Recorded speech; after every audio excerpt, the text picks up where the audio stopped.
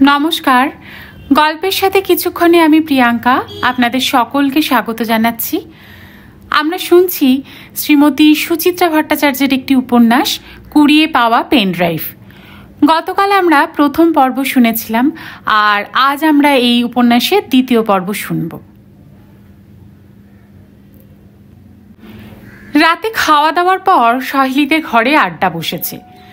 গায়ে কম্বল টম্বল জড়িয়ে বেশ একখানা জম্পেশ আসর। বৈজনাথজির দুঃখ ভরা কাহিনী শোনালো টুপুর। অবনী জানালেন কিভাবে আজ মেলায় তার পকেট ফাঁকা হয়েছে। সহেলির দরাদরির দাপটে কেমন নাস্তানাবুদ হচ্ছিল পাহাড়ি দোকানদাররা, তাও বর্ণনা করলেন রসি রসি। বুমবুমে তো এখনো নাগরদোলার ঘোর কাটেনি, সে বসে বসেই দুলছে। পার্থর উচ্ছ্বাস পাহাড়ি নাচগানা নিয়ে। ডিজিটাল ক্যামেরায় ৬০-৭০টা ফটো তুলেছে। ডিসপ্লের বোতাম টিপে টিপে দেখাচ্ছে সকলকে। অবনী জিজ্ঞেস করলেন, ওই জায়গাটার ফটো তুলেছ যেখানে পশু বলি হয়? পার্থ বলল, এ মা, না তো, মিস হয়ে গেল। সহেলি বললেন, ভালোই হয়েছে, ওই রক্তারক্তির ফটো ক্যামেরায় থাকার কোনো দরকার নেই। তা বললে হবে? অবনী বললেন, কুলুতে রক্তপাত তো কম হয়নি। কখনো শিখরা অ্যাটাক করেছে, তো কখনো ব্রিটিশরা। এখানকার বহু শান্তিপ্রিয় মানুষকে প্রাণ দিতে হয়েছে কুলু রাজ্যকে বাঁচাতে গিয়ে। আহা, ওই খুন জখমের ফটো তো কবেই ইতিহাস, ওসব প্রসঙ্গ এখন আবার তোলা কেন? কিন্তু একটা জায়গাকে চিনতে গেলে তার সব দিকই জানতে হয়। মনে রেখো, আমোদ আহ্লাদ, নাচ গানা, পুজো আচ্চা, কেনা বেচা যেমন মেলার অঙ্গ, তেমনি ছাগল, ভেড়া, শুয়োর, মোষ হত্যাও আর একটা অঙ্গ। পার্থর ক্যামেরায় সমস্ত কিছুরই এভিডেন্স থাকা উচিত। অবনী লেকচারটা দিয়ে ভারী পুলকিত হয়েছেন। চোখ নাচিয়ে মিতিনকে জিজ্ঞেস করলেন, কি হে প্রজ্ঞা পারমিতা, আই মিন জ্ঞানের দেবী, আমি কি ভুল বলছি? মিতিন আলগা হাসল, তারপর হঠাৎই আলটপকা বলে উঠল, আমি একটা অন্য কথা ভাবছিলাম অবনীদা। কি বলো তো? কালকে ট্যুর প্ল্যানটা যদি একটু বদলাই। পার্থ প্রায় ঝাঁপিয়ে পড়ল। কিরকম কিরকম?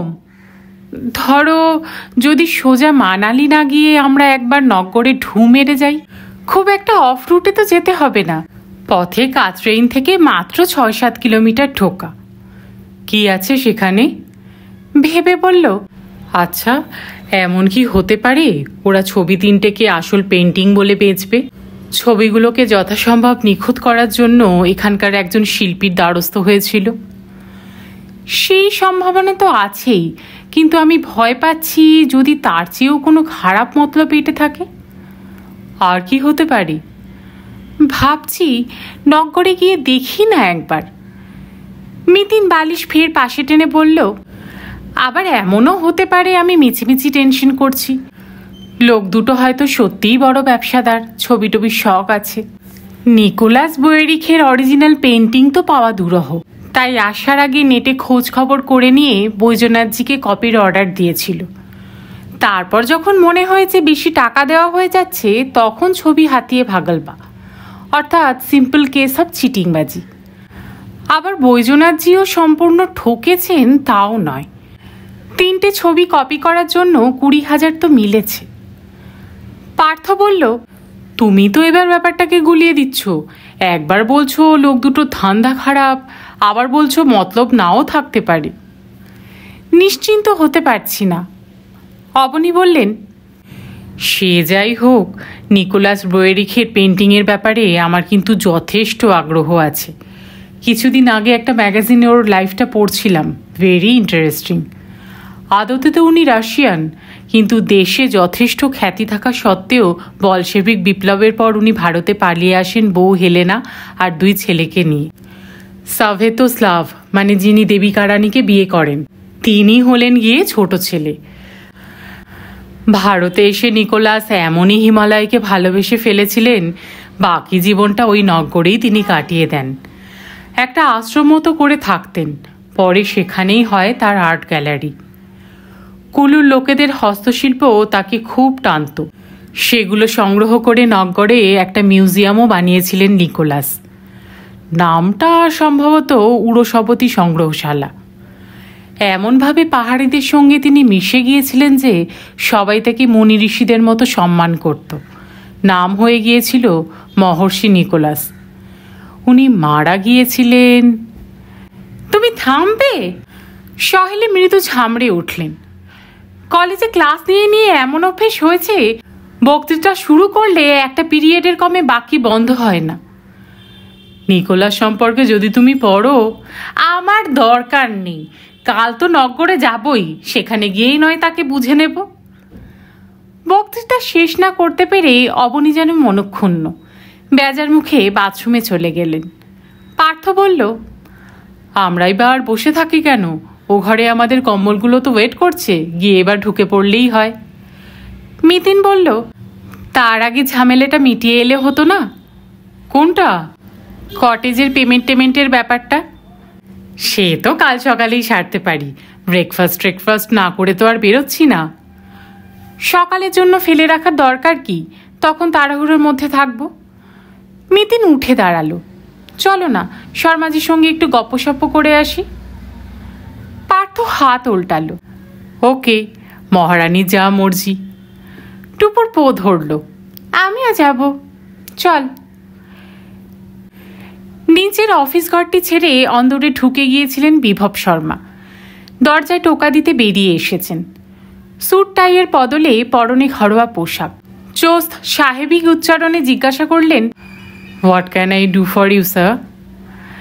একগাল হেসে পার্থ বলল, তেমন গুরুতর কিছু নয়, হিসাবপত্র চোকাতে এলাম। এখন? বিভব স্মিত মুখে বললেন, আমার তো এখনো বিলই তৈরি হয়নি। বানিয়ে ফেলুন, আমরা বসছি ততক্ষণ। মিতিনের ঠোঁটেও হাসি। কাল সকালের ব্রেকফাস্টের চার্জটা আমরা নগদ দিয়ে যাব। যা আপনাদের অভিরুচি। কলু শালখানা গায়ে ভালো করে সাপটে টেবিলে বসলেন বিভব। ক্যালকুলেটারে হিসাব করছেন। দুরাত্রিরের থাকার সঙ্গে ডিনার, ব্রেকফাস্ট, চা, কফি। উল্টো দিকে চেয়ার থেকে ঝুঁকে দেখছিল মিতিন। কাজের মাঝেই আলাপ জুড়ল। আজ মেলায় বৈদ্যনাথজির সঙ্গে দেখা হলো। তাই নাকি?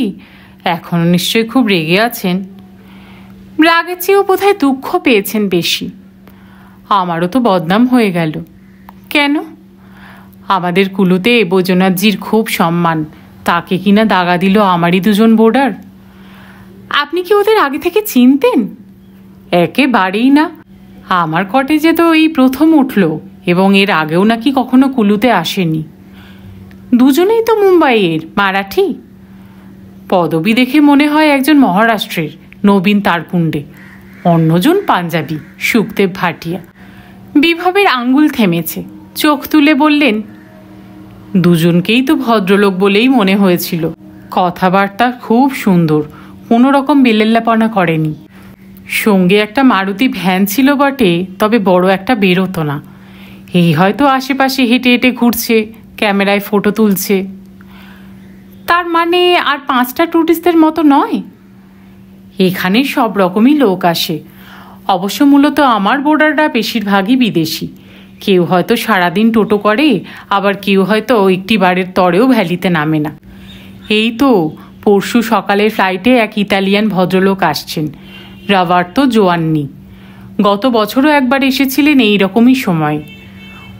উনি আবার শুধুই শিল্পকলার ভক্ত। দশেরার মেলা থেকে কত কি যে কিনে নিয়ে গেলেন, তার মধ্যে বৈদ্যনাথজির ছবিও তো ছিল। ফের হিসেবে মাথা নামালো বিভব শর্মা। একটা কাগজে বকেয়া টাকার অংশ লিখে বাড়িয়ে দিলেন পার্থকে। হেসে বললেন, কাল কম্পিউটারের পাকা বিলটা বানিয়ে দেব, অসুবিধা নেই তো? কিছু মাত্র না। টাকা মিটিয়ে ওপরে এলো 3 জন। বুমবুম ঘুমিয়ে পড়েছে। তাকে তুলে নিজেদের বিছানায় নিয়ে গেল পার্থ। টুপুরকে শুভরাত্রি জানিয়ে মিতিনও শুতে গেল। অবনী সহেলি নাক ডাকছে। টুপুরের কে জানে কেন ঘুম আসছিল না। বাইরে এক টানা ঝিঝির আওয়াজ। হঠাৎ হঠাৎ থেমে যাচ্ছে শব্দ, আবার শুরু হচ্ছে পূর্ণোদ্যমে। কম্বল সরিয়ে টুপুর জানালায় এলো। বন্ধ কাচের ওপারে এক মনোরম জ্যোৎস্না। চাঁদের কিরণ ছড়িয়ে পড়েছে চরাচরে। অদূরে পাহাড়টার গায়ে আলোর পাতলা স্বর, চোখ যেন ফেরানো যায় না। তাকিয়ে আছে টুপুর, তাকিয়েই আছে। পরদিন বেরোতে খানিকটা বেলা হয়ে গেল। এক বিকেলেই যা রাজ্যে জিনিস কিনেছে সহেলি গোছকাজ করতে প্রাণান্ত। এটা যেন না ভাঙে, ওটা যেন দুমড়ে না যায়। তারপর জলখাবার সেরে সকলকে তৈরি করে মালপত্র গাড়ি ছাদে তোলরে বাঁধরে, সেও তো কম হাঙ্গামা নয়। কুলু থেকে নগর পথে চড়াইটাই বেশি। কাতরেইনের পর বিপাশা পেরোলো গাড়ি। তারপর থেকে রাস্তা বেজায় ভাঙাচোরা। যথেষ্ট সাবধানে চালাচ্ছে টিঙ্কু, তবু সহেলি সিটিয়ে বসে। বাইরে চন্দ্রখনি পাহাড়ের অপরূপ শোভা, সেদিকেও তাকাচ্ছেন না। নগরে পৌঁছে পথঘাটের খানিক উন্নতি হলো। কংক্রিটের চড়াই, কুলুরাজার দুর্গ পেরিয়ে যখন গাড়ি রোয়েরিক আর্ট গ্যালারির কাছে এলো, সূর্য তখন মাঝ আকাশে। কিন্তু দোতলা বাড়ির সামনে কি দৃশ্য! দুখানা পুলিশের জিপ দাঁড়িয়ে।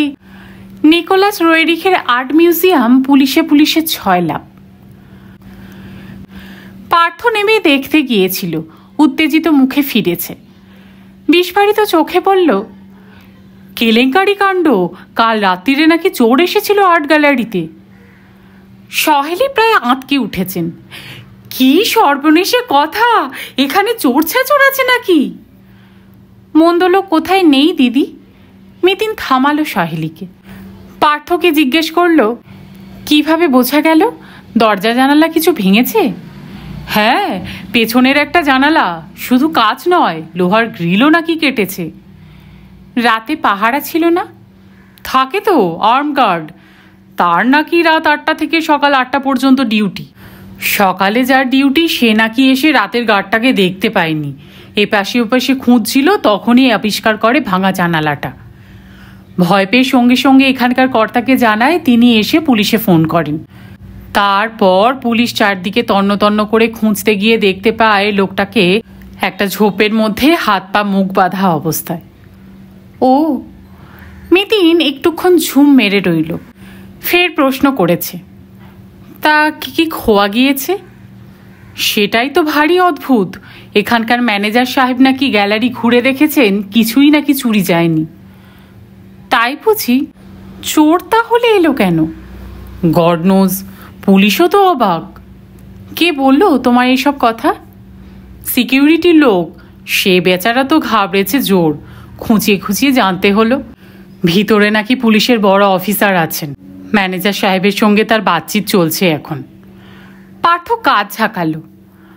আর কি, গ্যালারি আজ বন্ধ, চলো আমরাও কাটি। অবনী হতাশ গলায় বললেন, ছবিগুলো তাহলে দেখা যাবে না?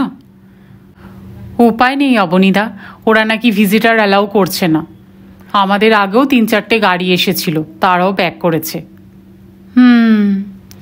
মিতিন আবার ভাবল 2-1 সেকেন্ড, ভুরুতে ভাঁজ ফেলে বলল, আমি একবার ট্রাই নিয়ে দেখব। লাভ নেই, চৌকাঠও পেরোতে পারবে কিনা সন্দেহ। তবু দেখি, এসো তো সঙ্গে। দোতলা বাড়িটার দিকে এগোলো মিতিন। টুপুর পার্থও চলছে পিছু পিছু। যেতে যেতে বাড়িটাতে চোখ ফোলাচ্ছিল টুপুর। বেশ বড় সড়ই, পুরনো, তবে বোঝা যায় রক্ষণাবেক্ষণ ভালো। বারান্দায় উঠেই প্রকাণ্ড দুয়ার বন্ধ। মাথায় প্লেট সাটা নিকোলাস রোয়েরিখের হল। 3-4 জন উর্দিধারী ঘোরাফেরা করছে বারান্দায়। তাদের গ্রাহ্যের মধ্যে না এনে মিতিন সোজা অফিসের দরজায়। গলা বাড়িয়ে মিতিন বলল, may I come in? Why? অন্দর থেকে ইংরাজিতে পাল্টা প্রশ্ন উড়ে এলো। দেখতে পাচ্ছেন না আমরা এখন ব্যস্ত? সেই জন্যই তো আসতে চাইছি। আমি বোধহয় আপনাদের কিঞ্চিত সাহায্য করতে পারি। তাই নাকি? শটটা খানিক নরম হলো। আসুন। ছিমছাম আধুনিক অফিস ঘর। কাচের টেবিল, কম্পিউটার, রিভলভিং চেয়ারে শোভিত। দেওয়ালে বেশ কয়েকটা ফটোগ্রাফ। 3 দাড়িওয়ালা সাহেব, 1 স্বর্ণকেশী মেম আর রূপসী দেবিকা রানী। টুপুর বুঝে নিল কালো টুপি পরা সাধু সাধু চেহারার মানুষটি নিশ্চয়ই নিকোলাস রোয়েরিক। বাকি দুজন সম্ভবত তার ছেলে, সোনালি চুল শ্বেতাঙ্গিনী নিকোলাসের স্ত্রী হেলেনা। ঘোড়ন চেয়ারে কপালে হাত চেপে বসে মধ্যবয়সী ম্যানেজার সাহেব। উল্টো দিকে এক আইপিএস, ফর্সা শক্তপোক্ত চেহারা, সরু গোঁফ, নিখুঁত কামানো গাল, বয়স বছর 40। তিনি ভারী গলায় বললেন, শুনি আপনাদের বক্তব্য। একটু সময় লাগবে। মিতিন ঠোঁটে হাসি হাসি ভাব ফোটালো। বসতে পারি? নিশ্চয়ই। শুধু মিতিন নয়, পার্থ টুপুরও ঝুপঝাপ বসলো চেয়ারে। গলা ছেড়ে মিতিন বলল, আমার নাম প্রজ্ঞা পারমিতা মুখোপাধ্যায়, সঙ্গে আমার হাজব্যান্ড আর বঞ্জি। বাইরে গাড়িতে আমার দিদি জামাইবাবু আর ছেলে রয়েছে। আমরা কুলু মানালি বেড়াতে এসেছি। ওকে, ওয়েলকাম টু আওয়ার ভ্যালি। আমি কুলুর এসপি আশুতোষ শাহ। নাও প্রসিড। শুনলাম কাল রাতে কে বা কারা এই গ্যালারিতে হানা দিয়েছিল। আশুতোষ যেন পলকে জরিপ করলেন মিতিনকে, কেটে কেটে বললেন, ইয়েস, থ্যাঙ্ক গড কিছু চুরি যায়নি। তবে ঘটনাটায় আমরা বিশেষ বিচলিত। আমিও, কারণ আমার মনে হচ্ছে আপনাদের ধারণাটা সঠিক নয়। মানে? এক সেকেন্ড বলেই ছটাক ঢাউস ব্যাগখানা খুলল মিতিন। পেন ড্রাইভটা বের করে আশুতোষকে বাড়িয়ে দিয়ে বলল, আপনি কি এটা একটু চালাবেন? কি আছে এতে? প্লিজ একবার ওপেন করে দেখুন। ম্যানেজারকে পেন ড্রাইভখানা দিলেন আশুতোষ। অন করা হলো কম্পিউটার। যথাস্থানে পেন ড্রাইভ লাগানোর পর ছবির ঝাঁক ফুটে উঠেছে মনিটরে।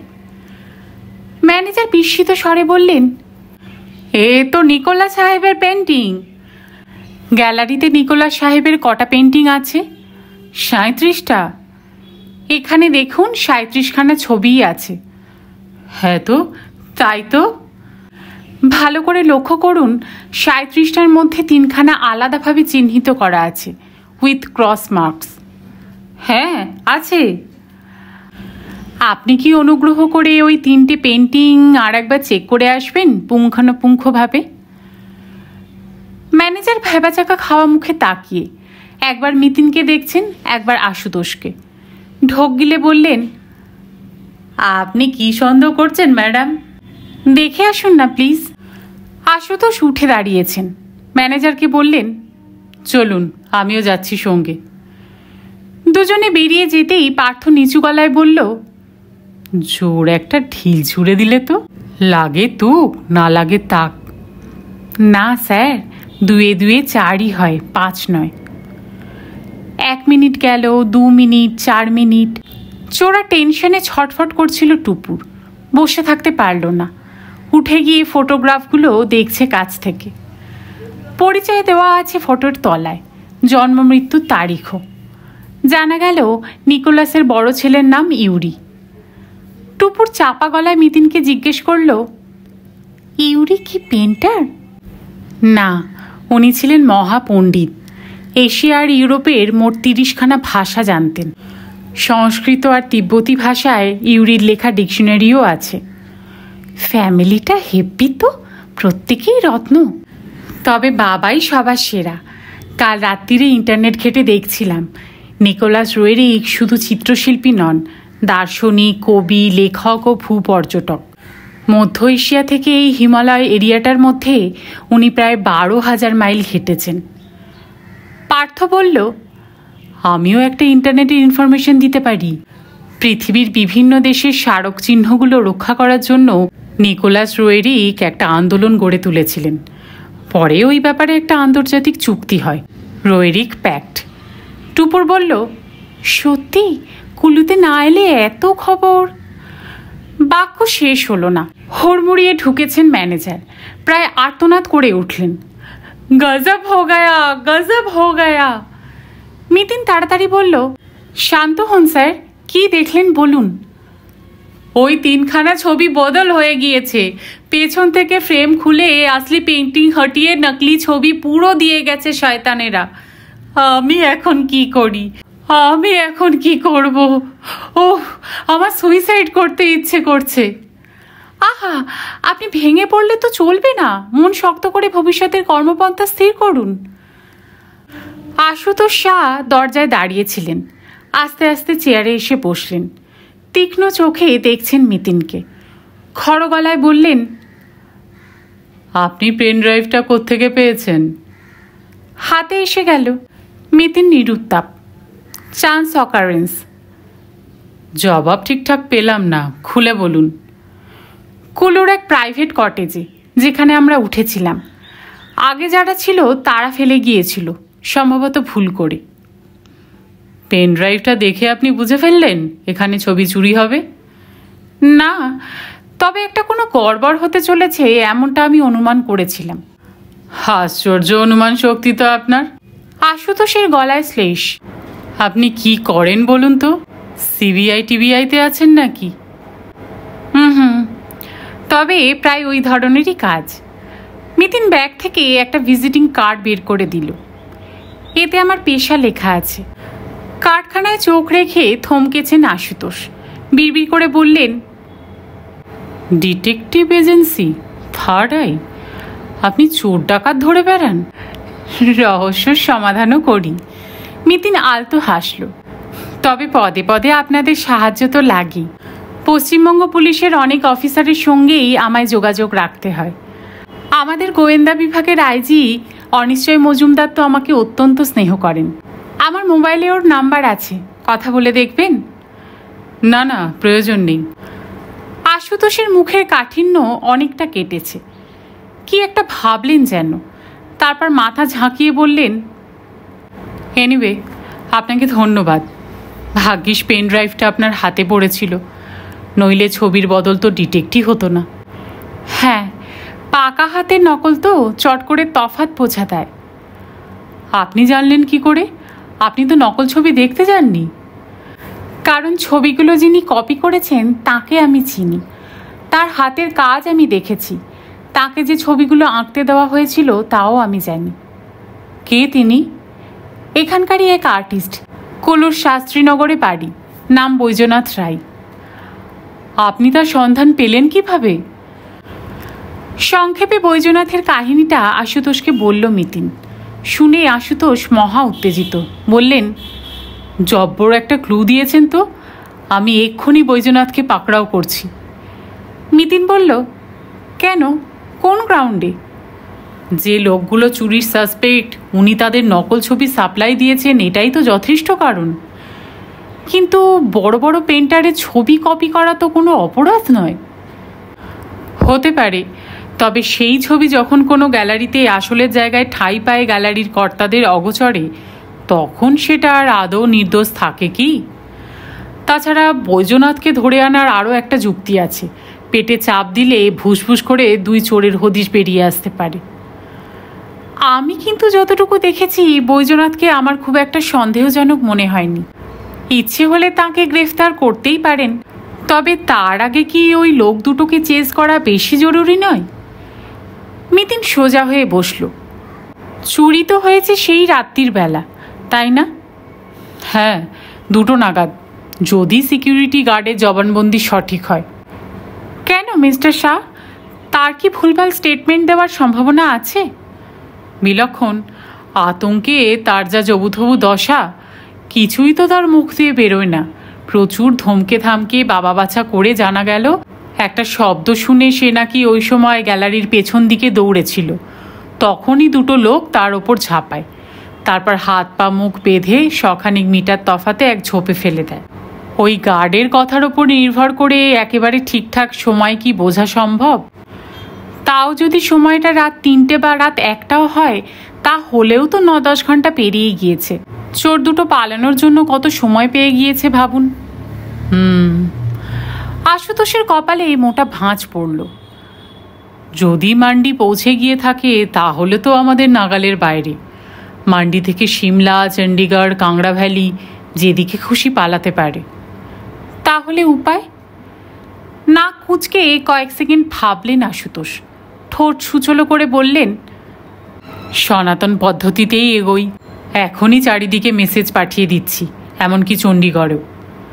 রোটাং পাস, ওদিক দিয়েও তো? হ্যাঁ, কেলংকেও জানাবো, সর্বত্র রেড অ্যালার্ট জারি হয়ে যাক, পথে প্রতিটি গাড়ি চেক করুক পুলিশ। আশুতোষের চোয়াল শক্ত হলো।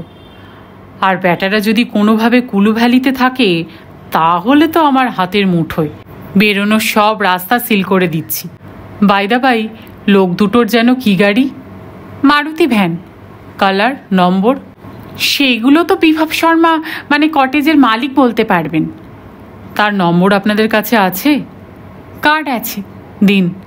লোকাল টিভি চ্যানেলকেও খবর পাঠাচ্ছি, আধ ঘন্টা পর পর যেন নিউজটা প্রচার করে। লোক দুটোর আইডেন্টিটি কিন্তু আমাদের কাছে পরিষ্কার নয়, শুধু নামটুকু যা আছে সেটাও ফলস হতে পারে।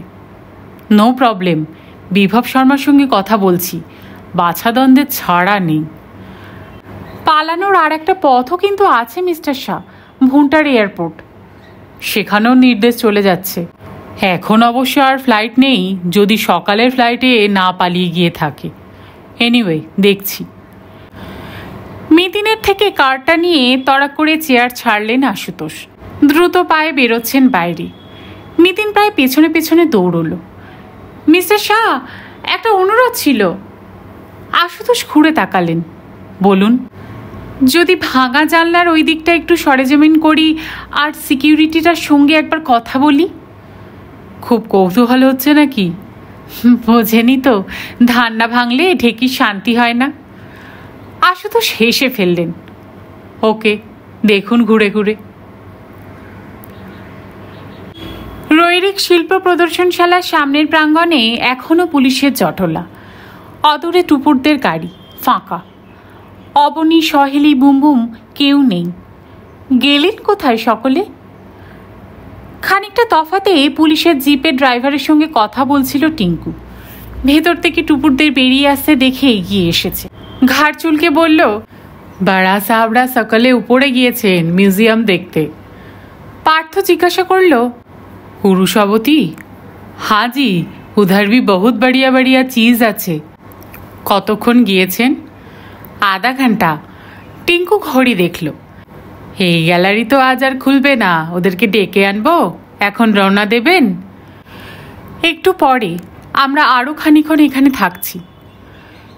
টিঙ্কুর চোখে মুখে পলকা বিস্ময়, তবে কোনো প্রশ্ন করল না।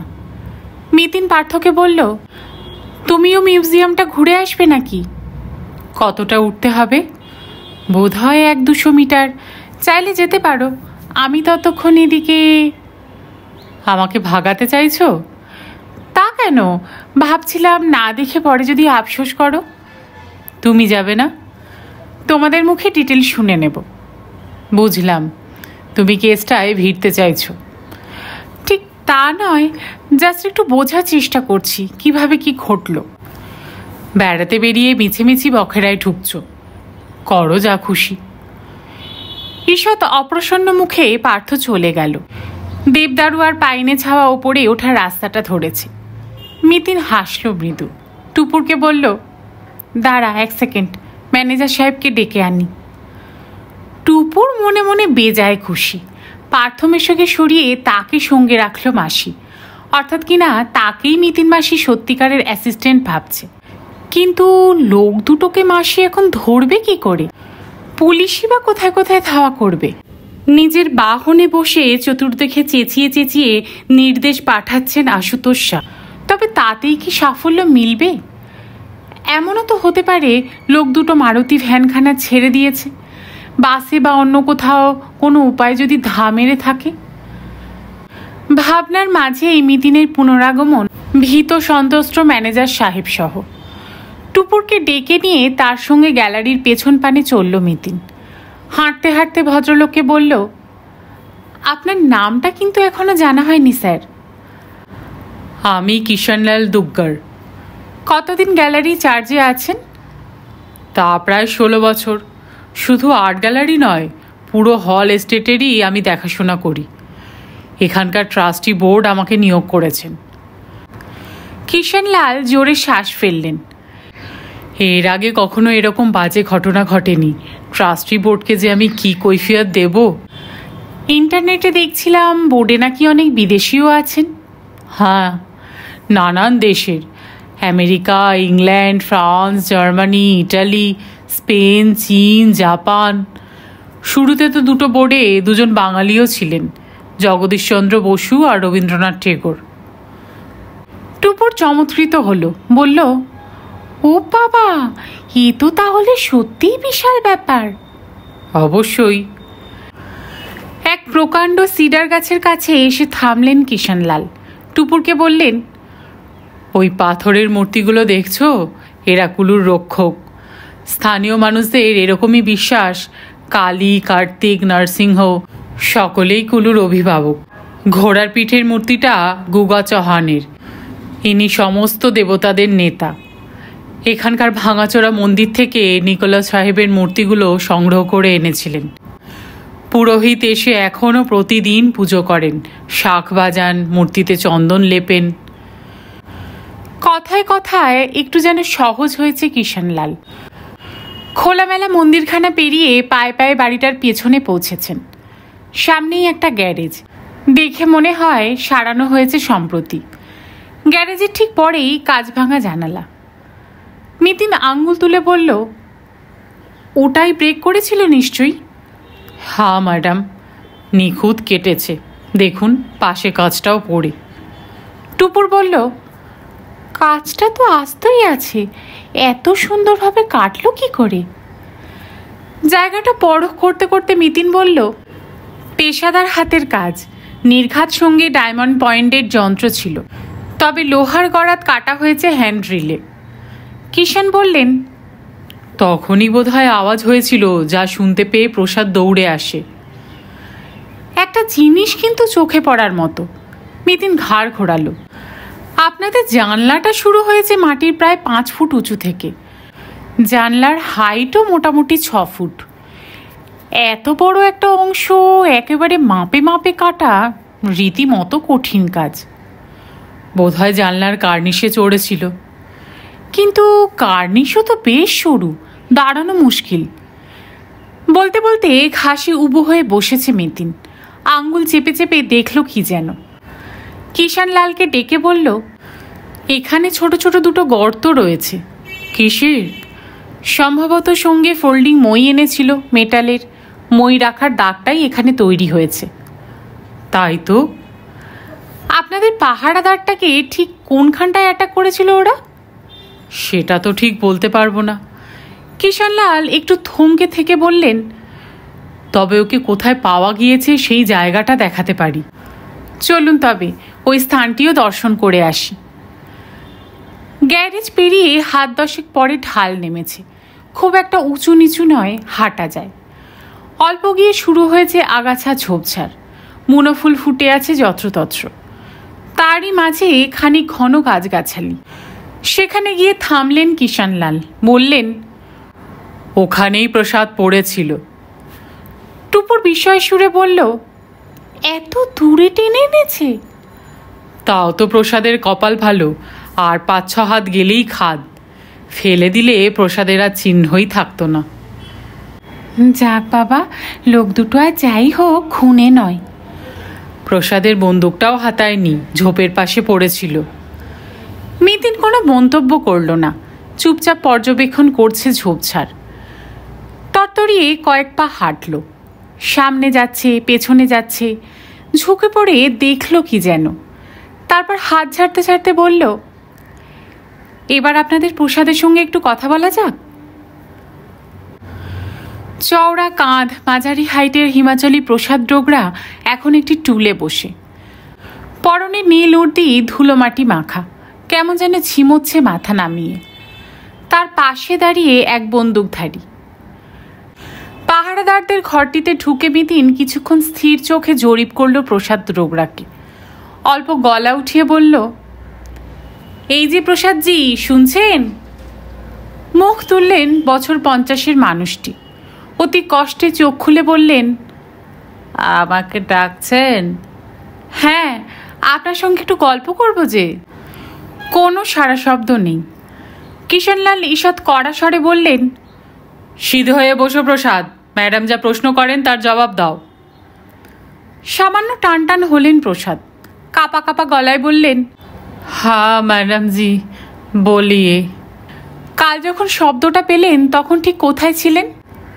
বাহার ব্যালকনি মে। একাই ছিলেন?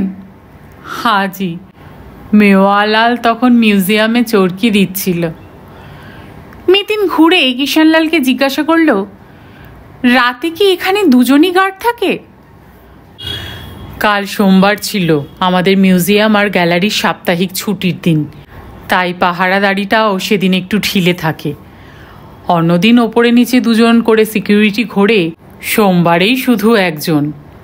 ও, চোর তাহলে আটঘাট বেঁধেই এসেছিল। মিতিন ফের প্রসাদে ফিরল। যারা আপনাকে আক্রমণ করেছিল তাদের দেখলে চিনতে পারবেন? রাতের অন্ধকারে আচ্ছা সে মালুম হয়নি ম্যাডাম, আর ও লোক তো প্রথমেই আঁখোঁ মে পট্টি ডেলে দিল। চেঁচালেন না কেন? বহুত ডর গায়া থা ম্যাডাম, ওরা বলছিল আওয়াজ করলেই জানে মেরে দেবে। তার মানে হাত মুখ পা বাঁধার সময়ও আপনি আটকাতে পারেননি? ঘাড় নামিয়ে দুদিকে মাথা নাড়ালেন প্রসাদ। মিতিন আবার প্রসাদকে জরিপ করে বলল, আপনি তো বাড়ির ফ্রন্টে ছিলেন, আর ওরা নিশ্চয়ই গাড়িতে এসেছিল। আগে কোনো ইঞ্জিনের আওয়াজ পাননি? नहीं मैडम जी, वो लोग शायद पैदल। তাহলে তো আপনার সামনে দিয়েই ঢুকেছিল বলতে হয়। नहीं जी, पीछे যাওয়ার और भी রাস্তা আছে, সেখানে সাহেবের সমাধি, वहीं से भी उठा যায়। মিতিন কিষানলালের দিকে তাকালো। কিষানলাল সায় দিলেন ঘাড় নেড়ে, বললেন, হ্যাঁ ম্যাডাম, নিচে প্রফেসর রৈরিখের সমাধিক্ষেত্রটি প্রায় অরক্ষিত। ওখানে একটা স্মৃতিস্তম্ভ আছে। নানান সময় লোকাল মানুষ মহর্ষি নিকোলাসের উদ্দেশ্যে ফুলটুল দিতে যায়। তারা নিয়মকানুনের তোয়াক্কা করে না, যেদিক সেদিক থেকে ওপরে উঠে পড়ে। মূলত তাদের কথা ভেবেই ওপাশটা সেভাবে ঘেরা হয়নি। ও, মিতিন ফের প্রসাদকে নিয়ে পড়ল। ভাই সাহেব, লোকগুলো আপনাকে ঝোপে টেনে নিয়ে গিয়েছিল, তাই তো? হ্যাঁ জি। আপনার হাত ধরে টেনেছিল না পা ধরে? প্রসাদ যেন এবার থতমত, ফ্যাল ফ্যাল তাকাচ্ছেন। মিতিন নিচু স্বরে বলল, স্মরণ করুন, স্মরণ করুন। ফ্যাকাশে ঠোঁট নড়ছে প্রসাদের। ঘোর ঘোর গলায় বললেন, ইয়াদ নেই ম্যাডাম, ডরকে মারে বেহুশ হয়ে গিয়েছিলাম। মিতিন সোজা হলো। কৌতূহল মিটেছে মোটামুটি। এবার কি আপনার অফিসে গিয়ে একটু বসতে পারি? শিওর। তার আগে একবার গ্যালারিতে যাবেন নাকি? ওখানে তো শুধু নিকোলাস সাহেবের পেন্টিংই। ছেলেরও আছে, আই মিন সাভেতোস্লাভ সাহেবের 11টা। এখন আবার গ্যালারি খুলবেন? আমার হাজবেন্ড আর জামাইবাবুর ছবিগুলো দেখার খুব ইচ্ছে। ওরা মিউজিয়াম থেকে ফিরলে নয়, যদি তখন আপনার অসুবিধা না থাকে। নো প্রবলেম, তাহলে এখন একবার দোতলায় চলুন। গিয়ে লাভই হলো টুপুরের। ওপরতলাটাও কম দর্শনীয় নয়। মূল বাড়ি ঘিরে একটা সম্প্রতি নির্মিত বারান্দা, সেখান থেকে কাচের জানালা দিয়ে দিব্যি দেখা যায় অন্দরটা। এদিকে ওদিকে রৈরিখদের থাকার ঘর, দারুণ সুন্দর সুন্দর আসবাব, কাঠের তাক, বই, অসংখ্য শোপিস, পেন্টিং, স্কাল্পচার, প্রকাণ্ড প্রকাণ্ড স্ফটিকও রাখা আছে। টুপুর আগ্রহ ভরে জিজ্ঞাসা করল, দেবিকা রানীও কি এখানেই থাকতেন? অল্প দিনের জন্য ছিলেন, তারপর উনি আর সাভেতোস্লাভ ব্যাঙ্গালোরে চলে যান, মানে এখনকার বেঙ্গালুরু। কেন? বেঙ্গালুরুতে রৈরিকদের অনেক সম্পত্তি ছিল, ওরাই দেখাশোনা করতেন সম্পত্তিটার। বিশাল জমি, আঙুর ক্ষেত। কথা বলতে বলতেই নেমেছে তিনজনে। অফিস ঘরে ফিরে কিষানলালের মুখে আবার চিন্তার মেঘ। করুণ স্বরে বললেন, কি হবে ম্যাডাম, ছবি 3টি উদ্ধার হবে তো? যদি কালপ্রিটরা ধরা পড়ে। মিতিন ঠোঁট উল্টালো, সেটা তো এসপি সাহেবের দায়িত্ব। আপনি তো দেখলেন, কথা বললেন, কি বুঝছেন? প্রচুর ছকটক কষে লোক দুটো এগিয়েছে।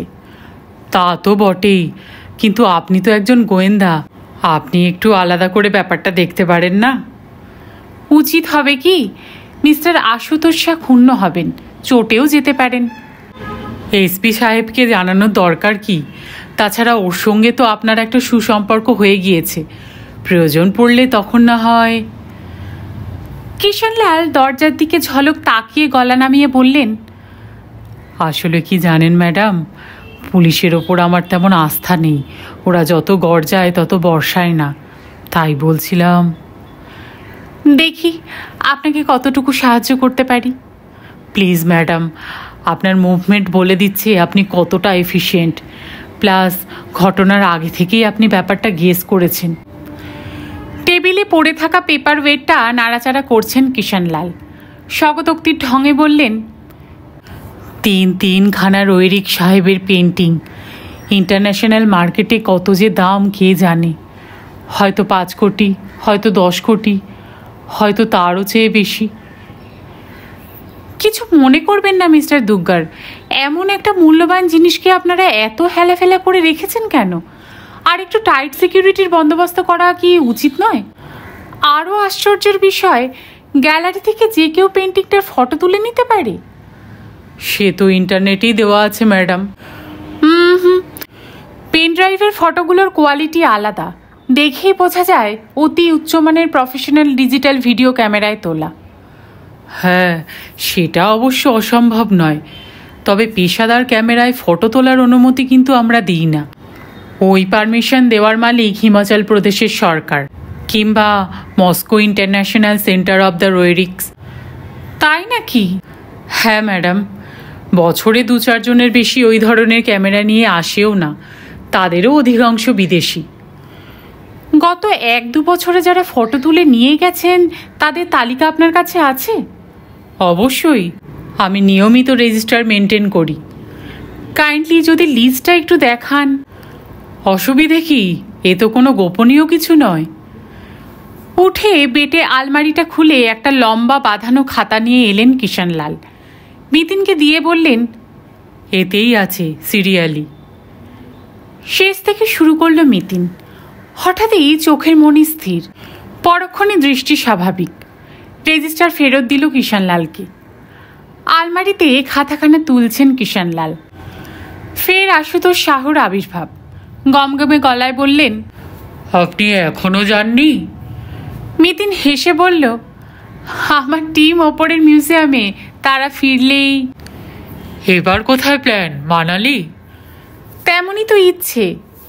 যান, এনজয় দ্য ট্যুর। এদিকে আমি ততক্ষণে দিয়ে ওস্তাদকে তাড়া করি। স্ট্র্যাটেজি রেডি, বন্দোবস্তও কমপ্লিট। শুধু প্রাইভেট গাড়ি নয়, কুলু থেকে বেরোনোর বাস, ট্রাক সব চেক করতে বলেছি। আশুতোষ ঘড়ি দেখলেন। যাই, এবার কুলু যাত্রা করি। ওই বৈজনাথ রায়কে ঝটপট কবজা করতে হবে, নইলে তিনি আবার কখন কোথায় উধাও হয়ে যান। একটা সাজেশন রাখবো এসপি সাহেব? বলুন। বৈজনাথজি ভালো পোর্ট্রেট আঁকেন, যদি তাকে দিয়ে লোক দুটো স্কেচ করিয়ে নেন। ওটা তো ঘর ধরে করাবো। আশুতোষ চোখ তেরচা করলেন। তবে বৈজনাথের স্কেচের ওপর কি পুরোপুরি নির্ভর করা যায়? তিনি যদি নিজেই অপকর্মে যুক্ত থাকেন তাহলে তো ভুলভাল ছবি এঁকে আমাদের মিসগাইডও করতে পারেন। না মিস্টার শাহ, বৈজনাথজি বোধহয় অতটা খারাপ লোক নন, আপনি কথা বললেই বুঝবেন। এটা কি ডিটেকটিভের সার্টিফিকেট? ধরুন তাই। মিতিন মৃদু হাসল। আর একটা কথাও বলতে পারি, প্রসাদ নামক পাহারাদারটিকে আর একবার কড়া জেরা করুন, হয়তো আরও কিছু তথ্য পাবেন। বলছেন? তাহলে ব্যাটাকে তুলে নিয়ে যাই। আর জাস্ট একটা রিকোয়েস্ট, আপনার মোবাইল নম্বরটা যদি দেন। লিখে নিন। মোবাইল নম্বরটা তুলছিল মিতিন। তীর বেগে ঘরে বুমবুমের প্রবেশ। হাঁফাতে হাঁফাতে বলল, কি গো মা, চলো, আর কতক্ষণ থাকবে এখানে? আলতো করে ছেলে চুল ঘেটে দিল মিতিন। তোদের ঘোরাঘুরি কমপ্লিট, এবার খিদে পেয়েছে? হ্যাঁ? খিদে শব্দটা বুঝি নাড়িয়ে দিল টুপুরকে। উত্তেজনায় টের পায়নি এতক্ষণ, সত্যিই পেট চুইচুই করছে।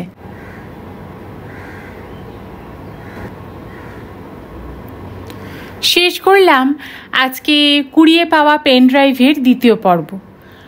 গল্প পাঠ আপনাদের কেমন লাগছে আমাকে প্লিজ কমেন্ট করে জানাবেন। আর যদি ভালো লাগে তাহলে প্লিজ গল্পটাকে একটা লাইক করে দেবেন, আর পারলে ফ্রেন্ডস আর ফ্যামিলির সাথে শেয়ার করবেন।